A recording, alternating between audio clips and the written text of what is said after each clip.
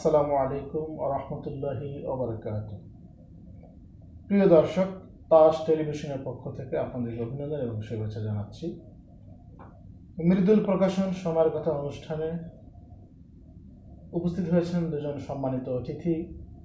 একজন হাফেজ মাওলানা মুফতি Kamal Hossain, hostel super, Jamia Islamia উত্তর কাফরুল, অন্যতম সদস্য, হফাজুল কোরআন ফাউন্ডেশন বাংলাদেশ, কাফরুল থানা।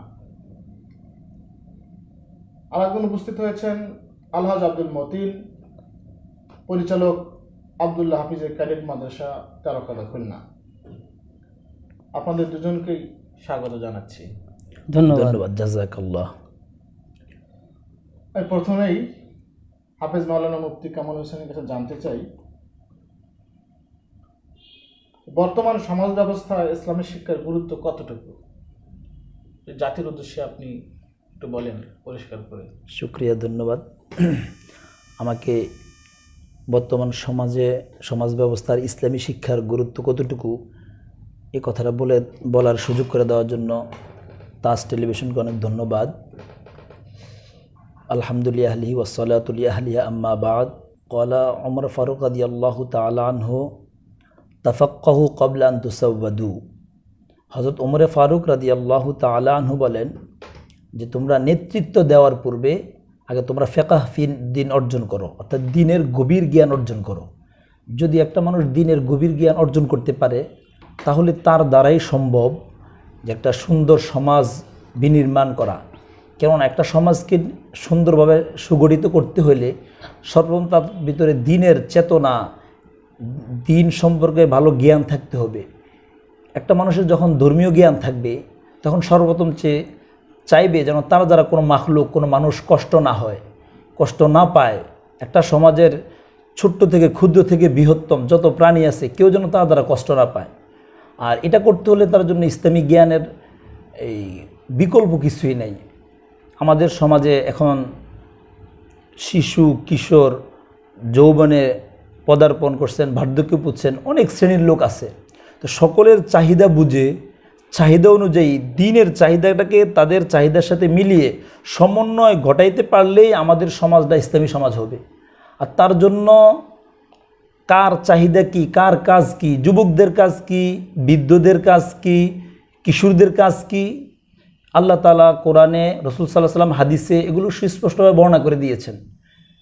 যদি তারা তাদের এই দায়িত্বটা বুঝতে পারে তখনই সমাজ থেকে কোন কাজটা হালাল, কোনটা হারাম, কোনটা সত্য, কোনটা অসত্য, কোনটা নেকের কাজ, কোনটা গুনার কাজ, যখন মানুষ তা বুঝতে পারবে তখনই তার দ্বারা এটা থেকে বিরত থাকা সম্ভব। যদি কেউ জানে যে আগুনে হাত দিলে এটা তার জন্য ক্ষতিকর, তখন সে এই ক্ষতি থেকে বাঁচতে চাইবে। ঠিক যখন মানুষের মধ্যে ইসলামিক জ্ঞান থাকবে যে আমি যদি এই সমাজে একটা অন্যায় করি, পাপাচারের কাজ করি, আমার দ্বারা অন্য ক্ষতি হচ্ছে, আমি যদি সমাজে ড্রাগস ব্যবহার করি বা কোনো মদ, গাঁজা, হিরোইন এগুলো নেই, এটা আমার যেমন ক্ষতি হয় আমার আশেপাশের মানুষগুলো ক্ষতি হয়। কেন এগুলো ব্যবহার করার দ্বারা আমি তখন তা মানুষের সাথে খারাপ ব্যবহার করি, আমার স্বাভাবিক যেই আকল, বিবেক ওটা তখন কাজ করে না। আর যখন সে জানতে পারবে এটা নিজের জন্য ক্ষতি, সমাজের জন্য ক্ষতি, আর এটা যখন সে বুঝতে পারবে তখন সে বিরত থাকতে পারবে। আর এটার জন্য তাকে কোরআন সম্পর্কে, ফিকহ সম্পর্কে গভীর জ্ঞান অর্জন করতে হবে। এই জন্য ওমর রাদিয়াল্লাহু তাআলা বলেন তাফাক্কাহু ক্বাবলা আন তুসাওয়াদু, তুমি সমাজে নেতৃত্ব দেওয়ার পূর্বে, সমাজের দায়িত্ব নিজের হাতে তুলে নেওয়ার পূর্বে তুমি দ্বীনের গভীর জ্ঞান অর্জন করো। অতএব সমাজ বিনির্মাণের জন্য দ্বীনের জ্ঞান অপরিসীম। ঠিক আছে, সকলকেই কি একটা ফিকহের জ্ঞান অর্জন করতে হবে? না, আমাদের সমাজে ডাক্তারেরও প্রয়োজন আছে, ইঞ্জিনিয়ারেরও প্রয়োজন আছে, আমাদের সমাজে এই সকল কাজ আলেমেরও প্রয়োজন আছে। মসজিদে ইমামতি করতে হলে আলেম লাগবে। তো এই দৃষ্টিকোণ থেকে প্রত্যেকের জন্য দ্বীনের জরুরি, যতটুকু শিখলে সে দ্বীন অনুযায়ী চলতে পারবে। রাসূল সাল্লাল্লাহু আলাইহি ওয়াসাল্লাম হাদিসের মধ্যে বলেন তলাবুল ইলমি ফারিদাতুন আলা কুল্লি মুসলিমিন, দ্বীন ইলম শিক্ষা করা প্রত্যেক মুসলমানের উপর ফরজ। যতটুকু দ্বীন ইলম শিখলে সে দ্বীন অনুযায়ী চলতে পারে, সেই হালাল হারাম এগুলো বুঝে ওই অনুযায়ী আল্লাহকে সন্তুষ্ট করতে পারে, অতটুকু দ্বীনের জ্ঞান অর্জন করবে। অতটুকু দ্বীনের জ্ঞান অর্জন হওয়ার পর সে ইঞ্জিনিয়ারিং পড়ক, ডাক্তারি পড়ক, যে লাইনেই পড়ক তার জন্য ক্ষতিকর হবে না ইনশাআল্লাহ। সে নিজেকে গুনাহ থেকে বাঁচিয়ে রাখতে পারবে ইনশাআল্লাহ। ইসলামী শিক্ষার স্তর কতটা? ইসলামী শিক্ষার স্তর, আপনি প্রাথমিক শিক্ষা আছে, স্কুলে যেরকম প্রাথমিক শিক্ষা, মাধ্যমিক, উচ্চ মাধ্যমিক, হায়ার ডিগ্রি নেয়, ঠিক আপনি প্রাথমিক পর্যায়ে আমরা যারা মক্তবে পড়ে 3 বছরের মাধ্যমে সে 40 হাদিস মুখস্থ করতে পারবে, দিনের কিছু মাসালা মাসাইল জানতে পারবে, কোরআন পড়ার পদ্ধতি, কোরআন শরীফ শিখতে পারবে। আর এর চেয়ে যদি আর একটু শেখে এই কোরআনটাকে সে মুখস্থ করে হাফেজ হইতে পারবে। দ্বিতীয় স্তর। তৃতীয় স্তরে হাফেজ হওয়ার পর এই কোরআনের কি অর্থ, কি মর্মার্থ, কোরআন আল্লাহ তাআলা কি বলছেন, কি বুঝাইতে চাইতেছেন, এটা বোঝার জন্য সে আরেকটু উচ্চশিক্ষা, যেটা মাওলানা অর্থাৎ দাওরাই হাদিস, যেটাকে বর্তমান সরকার মাস্টার্সের ডিগ্রি দিয়েছেন, মান দিয়েছেন, মাস্টার ডিগ্রির মান দিয়েছেন, ওই শিক্ষা পর্যন্ত যাইলে সে কোরআন হাদিস সব কিছু বুঝতে পারবে। এরপর আরেকটু ফেকার উপর, বিশেষভাবে মাসআলা মাসাইলের উপর গভীর জ্ঞান অর্জনের জন্য আরও 2-1 বছর তার পিএইচডি করার জন্য, কোথাও 2 বছর আছে, 1 বছর আছে, 3 বছর আছে আমাদের বাংলাদেশে। তো এটা হলো ইফতা, মানে ফতুয়া বিভাগের উপর পড়াশোনা করবে ইফতা, অর্থাৎ যেটাকে আমরা বলি ফতুয়া বিভাগ। সেখানে 1 বছর পড়লে সে দিনের সমস্ত বিষয় ইনশাল্লাহ জানতে পারবে। তার দ্বারা মানুষ আমরা বুঝলাম আপনার কথা থেকে, সেটা হলো যে এটা প্রাথমিক স্তর, মাধ্যমিক স্তর, উচ্চতর স্তর। প্রাথমিক স্তর সবারই শেখা পড়ে জরুরি। জি, প্রাথমিক স্তরে এলেম অর্জন করা প্রত্যেকটা মুসলমানের জন্য জরুরি, দিনী শিক্ষাটা। প্রাথমিক স্তর শিক্ষার পরে ইঞ্জিনিয়ার হোক, ডাক্তার হোক, বা যা খুশি তাই হোক, কোনো সমস্যা নেই। না, তখন সে নিজেকে হালাল হারাম, কোনটা হালাল কোনটা হারাম এগুলো জানতে পারবে, এগুলো বুঝতে পারবে, তখন তার থেকে বাঁচতে পারবে।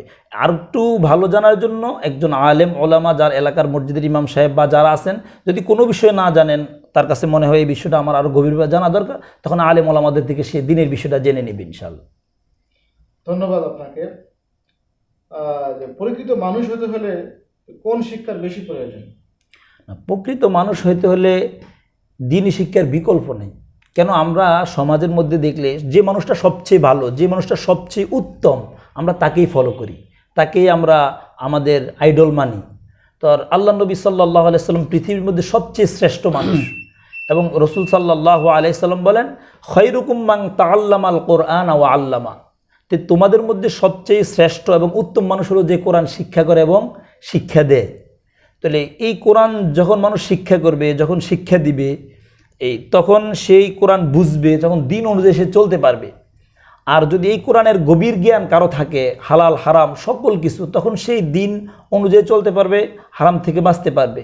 আর যদি পরিপূর্ণ জ্ঞান না থাকে, তারপরেও সে হারাম থেকে বাঁচতে পারবে, কিন্তু যে পরিপূর্ণ জ্ঞান আছে তার মতো বাঁচতে পারবে না। এই জন্য এই ইসলামী শিক্ষাটার গুরুত্ব অপরিসীম। বাকি যারা দুনিয়াবী শিক্ষিত হবেন, তারা যতটুকু ইলম জরুরি অতটুকু শিক্ষার পাশাপাশি আলেম ওলামাদের থেকে বাকি শিক্ষা গ্রহণ করতে হবে, তাহলেই তারা দিন মতো চলতে পারবেন। ধন্যবাদ আপনাকে। আমি জানতে চাচ্ছি, আল্লাহ পাক কোরআনে বলেছেন যে মানুষ সম্বন্ধে, মানুষ আসলে কারা? কারণ আল্লাহ পাক বলেছেন যে তারা তো মানুষ না, তারা 4 পা বিশিষ্ট জানোয়ারের মতন। কোরআনের আয়াতে আল্লাহ বলেছেন যে উলাইকা কাল আনআম বাল হুম আদল।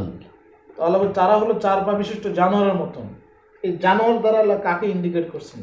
জানোয়ার দ্বারা মূলত যারা মানুষ, যেমন হাত আছে, পা আছে, চক্ষু আছে, কর্ণ আছে, নাসিকা আছে, সকল কিছুই আছে, থাকা সত্ত্বেও আল্লাহ তাআলার বিধিবিধানগুলো তারা দেখে, আল্লাহ তাআলার এই কুদরত দেখে তারা আল্লাহ তাআলাকে চিনতে পারতেছেন না, যে আমার এই হাত এটা আল্লাহ তাআলা বানাইছেন, আমি কথা বলতেছি এই যোগ্যতা আমাকে আল্লাহ তাআলা দিচ্ছেন, যে আমি একসময় ছিলাম না, এখন আছি, আবার থাকবো না, আমার বাপ ছিল, দাদা ছিল, নানা ছিল, এখন তারা নাই, এই তাদের আগে ছিল এখন নাই, এগুলো কে সৃষ্টি করছে? এই কারিগর কে? কে কাজগুলো করেন?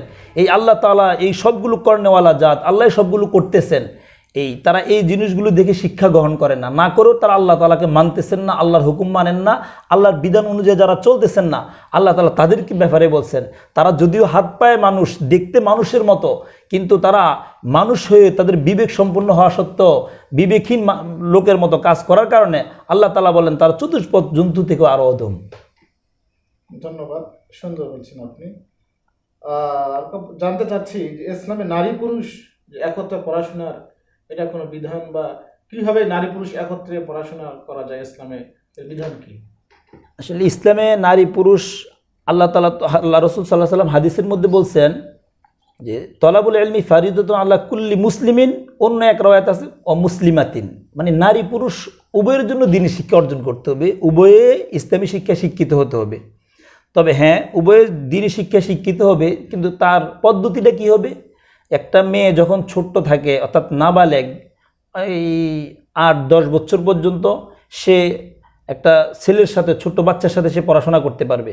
কিন্তু যখন সে দুনিয়াবি জিনিস বুঝতে পারে, অর্থাৎ সে সাবালেগা হইতে থাকে, তখন তার মধ্যে নতুন চাহিদা আসে, যৌবনের চাহিদা আসে, ওই সময় সে গুণে লিপ্ত হওয়া যাওয়ার একটা সম্ভাবনা থাকে।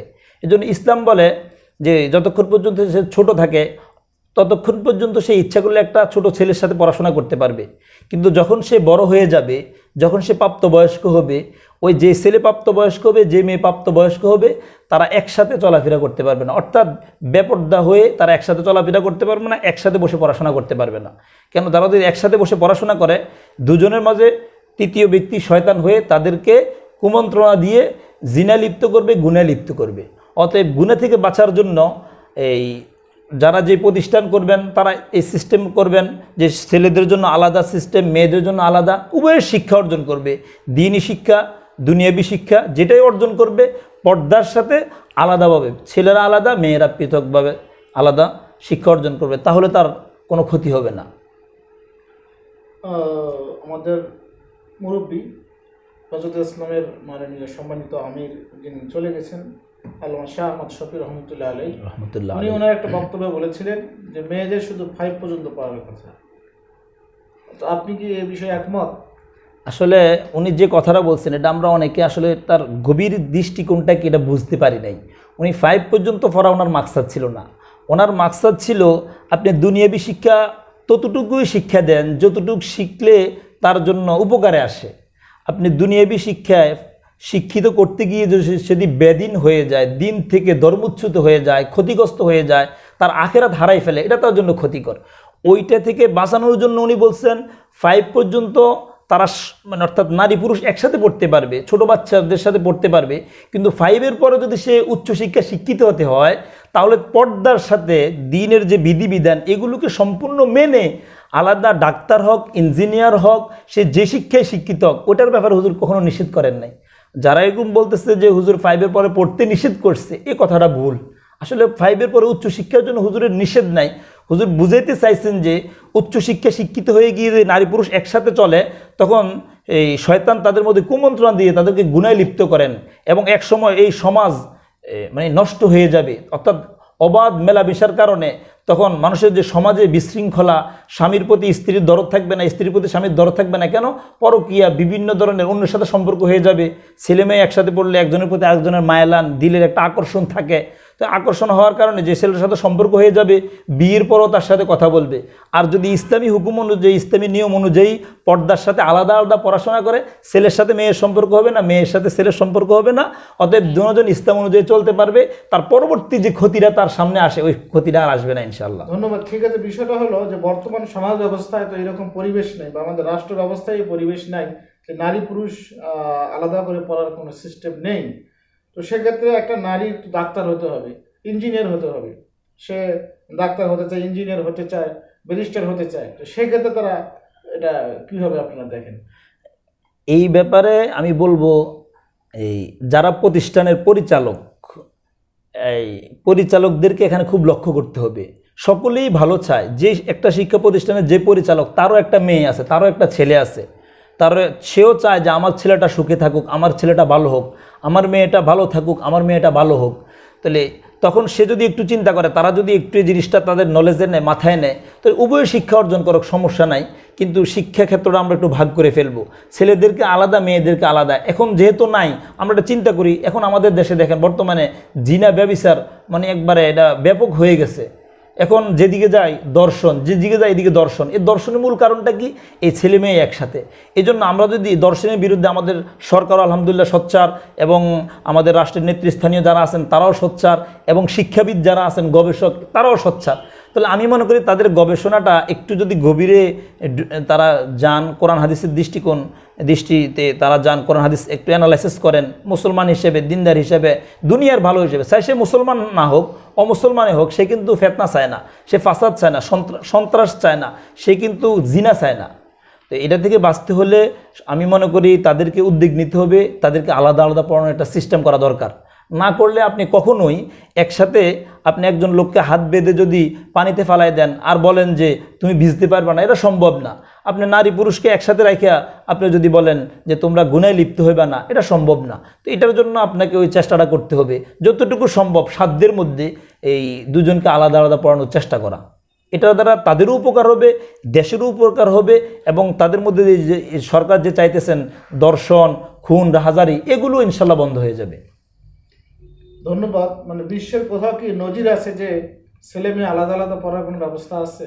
আছে, অনেক ইউনিভার্সিটি এখন, বাহিরের ইউনিভার্সিটিগুলোতেও আলাদা আলাদা, ছেলেদের জন্য আলাদা, মেয়েদের জন্য আলাদা। আমাদের বাংলাদেশে অনেক জায়গায় আলহামদুলিল্লাহ এরকম সিস্টেম আছে। যেমন আমরা আলিয়া মাদ্রাসা, একটা আলিয়া মাদ্রাসা আমি গিয়েছি, পর্যবেক্ষণ করছি, দেখছি সেখানেও ছেলে মেয়ে সকলকেই পড়ায়, কিন্তু মেয়েদের জন্য আলাদা, ছেলেদের জন্য আলাদা। তো আমি বললাম এটা কি সরকারের আন্ডার, এটা সরকারি মাদ্রাসা? তোমরা বলছেন জি হ্যাঁ এটা সরকারি মাদ্রাসা, কিন্তু আমরা ছেলেদেরকে আলাদা, মেয়েদেরকে আলাদা পড়াইতেছি। এরকম নজির আছে, হচ্ছে। চেষ্টা করতে হবে। হ্যাঁ, চেষ্টা করতে হবে আমাদেরকে। ধন্যবাদ আপনাকে। এবার আমি কথা বলতে চাই আব্দুল্লাহ হাফিজ ক্যাডেট মাদ্রাসার সম্মানিত পরিচালক আলহাজ আব্দুল মতিন। তো আপনার কাছে আমার প্রশ্ন, যে আপনি যেহেতু মাদ্রাসা প্রতিষ্ঠা করেছেন, তো এই মাদ্রাসায় আমরা যতটুকু জেনেছি যে সব বিষয় আপনি এখানে পড়ানো হয়, বাংলা, ইংরেজি, উর্দু, ফার্সি সব বিষয় পড়ানো হয়। কোন বিষয়টাকে বেশি প্রাধান্য দেওয়া হয়? আলহামদুলিল্লাহ, আল্লাহ শুকর। আমি প্রথম মৃদুল প্রকাশন তাজ টেলিভিশনকে ধন্যবাদ জানাই এখানে আমাকে সুযোগ দেওয়ার জন্য। আপনি যে প্রশ্ন করেছেন যে সব সাবজেক্ট আমার এখানে পড়ানো হয়, কোনটার প্রতি বেশি গুরুত্ব দেওয়া হয়। আমরা মুসলমানের দায়িত্ব, যে আমাদের নবী করিম সাল্লাল্লাহু আলাইহি সাল্লাম ফরমাইয়াছেন যে কুরআন শরীফ শিক্ষা, দিন শিক্ষা চাল কুরআন।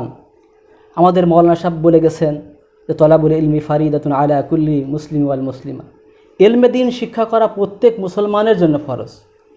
যখন মানুষ এই দিন শিখবে, এলেম শিখবে, তখন তার জন্য সব কিছু সহজ হয়ে যাবে, সমাজে চলা তার জন্য সহজ হয়ে যাবে। এখন দেখা যায় মানুষ শিক্ষা অর্জন করে কিন্তু সুশিক্ষা অনেক অর্জন করতে পারে না।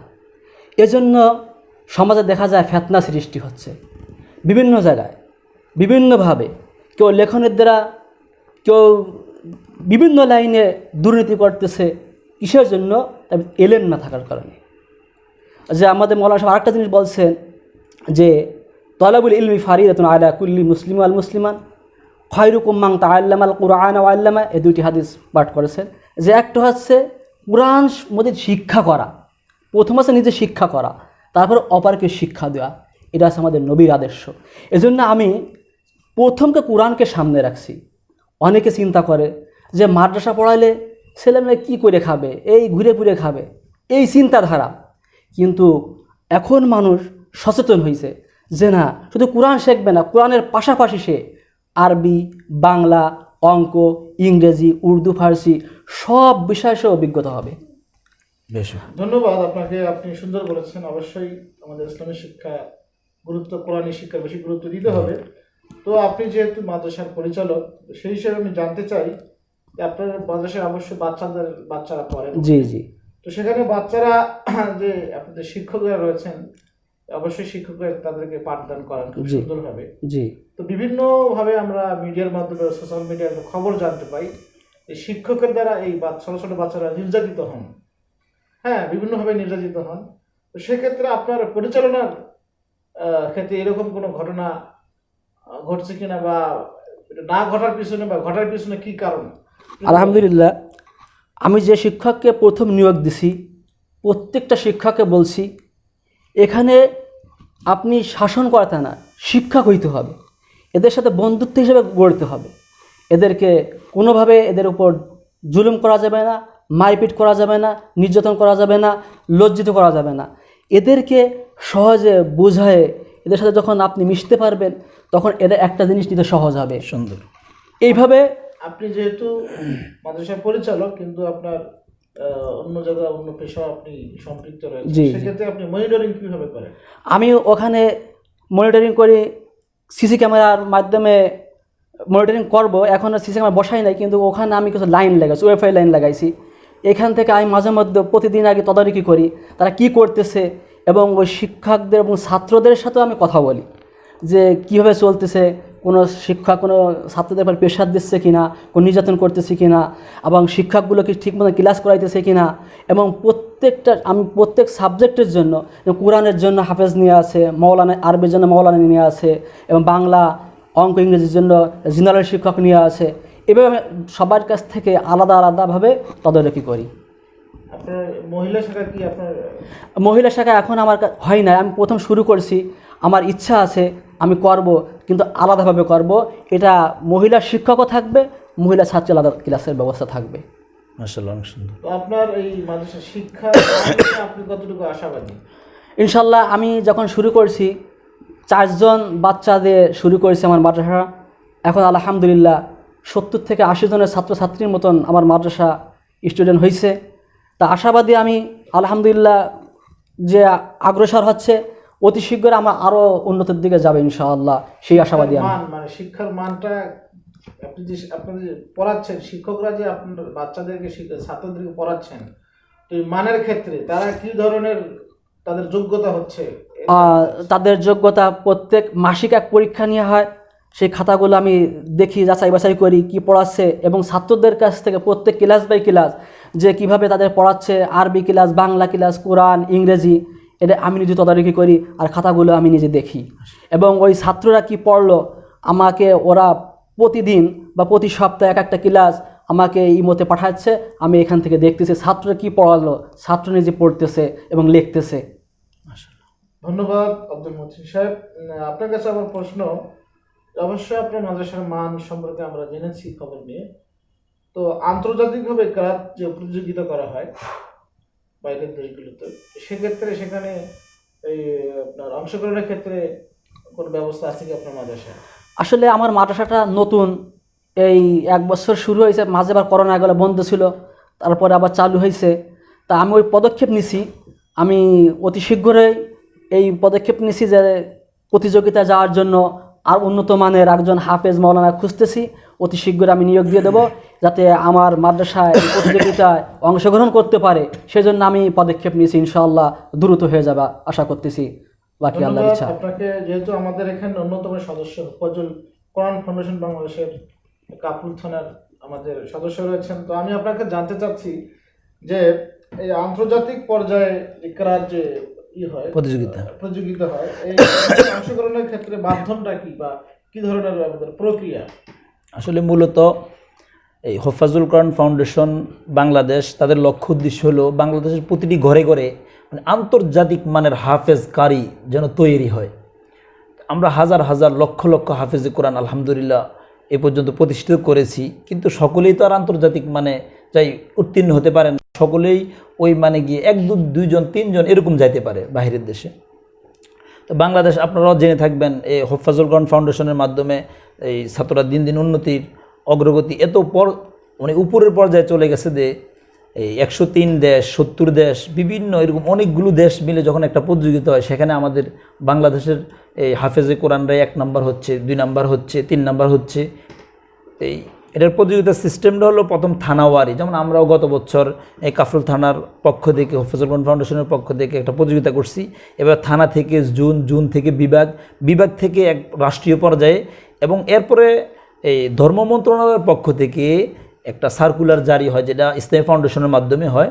তো যখন এই সার্কুলার জারি হয়, তখন যারা আন্তর্জাতিক মানের হাফেজ বিভিন্ন মাদ্রাসায় তৈরি হচ্ছে বা এরকম ইন্টারভিউ দিয়ে প্রতিযোগিতা দিয়ে ওই মানের ঘটছে, এই তাদেরকে তখন জানানো হয়। ওই মাদ্রাসাগুলো তারা জানতে পারে সার্কুলার মাধ্যমে, তখন তারা অ্যাটেন্ড করার পর একটা প্রোগ্রাম হয়। প্রোগ্রামের মধ্যে এই যারা আসে সকলের মধ্যে নির্বাচন করা হয়, তাদের মধ্যে সর্বোচ্চ মানের কারা, তাদেরকে বাইরে আন্তর্জাতিক প্রতিযোগিতার জন্য পাঠানো হয়। আর এটার জন্য হফাজুল কোরআন ফাউন্ডেশন সর্বাত্মক চেষ্টা করতেছে, শুধু 1 জন 2 জন নয়, বাংলাদেশের প্রতিটা ঘরে ঘরে যেন আন্তর্জাতিক মানের হাফেজকারী হয়ে যায়। দুজনকে ধন্যবাদ সুন্দর আলোচনা করার জন্য। প্রিয় দর্শক, এতক্ষণ আমরা আলোচনা করলাম বর্তমানে শিক্ষা ও সমাজ ব্যবস্থা ইসলামী শিক্ষার গুরুত্ব নিয়ে, আরও অনেক আলোচনা আমরা শুনলাম। তো প্রিয় দর্শক, আমাদের আলোচনা আজকে এখানেই সমাপ্তি করতে হচ্ছে সময়ের স্বল্পতার কারণে। আগামীতে আমরা আরও সুন্দর সুন্দর আলোচনা করবো ইনশাআল্লাহ, সেই প্রত্যাশা রাখছি। আজকের মতো আমাদের অনুষ্ঠানটি এখানেই শেষ। ধন্যবাদ। আসসালামু আলাইকুম ওয়া রাহমাতুল্লাহি ওয়া বারাকাতুহু।